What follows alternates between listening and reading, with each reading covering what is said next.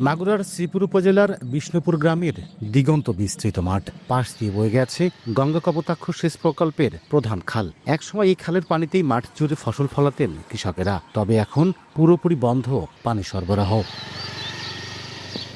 বাধ্য হয়ে এলাকার কৃষকরা গভীর নলকূপের পানির উপর নির্ভর করে আবাদ করছেন। পানি সরবরাহ বন্ধ থাকায় ধান চাষ কমিয়ে এখন ঝুঁকছেন বিকল্প ফসলে। একই চিত্র শ্রীপুর উপজেলা সহ সদর উপজেলার বিভিন্ন এলাকাতেও। কোথাও 10 বছর, কোথাও 15 বছর ধরে নিয়মিত পানি সরবরাহ বন্ধ রয়েছে। সবশেষ 3 বছর আগে পুরোপুরি পানি সরবরাহ বন্ধ করে দেয় জিকে সেচ প্রকল্প।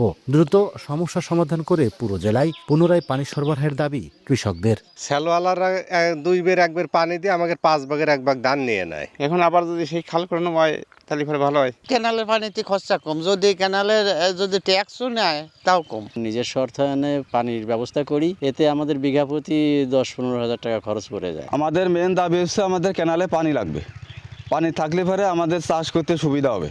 পানি উন্নয়ন বোর্ডের কর্মকর্তা বলছেন, জিকে প্রকল্পের কেন্দ্রে নতুন পাম্প স্থাপন ও খাল খননের প্রকল্প হাতে নেওয়া হয়েছে। বাস্তবায়ন হলে কেটে যাবে পানি সংকট। রক্ষণাবেক্ষণ ও পুনর্বাসন একটা প্রকল্প অনুমোদিত হয়েছে। এই প্রকল্পের মাধ্যমে পাম্পগুলোকে পুনঃস্থাপন ধরা হয়েছে। এই পাম্পগুলো পুনঃস্থাপন হলে আমি বিশ্বাস করি যে পানি একদম মাগুরার টেইলিন পর্যন্ত আসবে। পানি উন্নয়ন বোর্ডের দেওয়া তথ্য মতে মাগুরায় প্রধান সাবসিডিয়ারি ও টারশিয়ারি খাল রয়েছে 142.57 কিলোমিটার। এর আওতায় আবাদযোগ্য জমির পরিমাণ 9,846 হেক্টর। লোটাস রহমান সোহাগ, সময় সংবাদ, মাগুরা।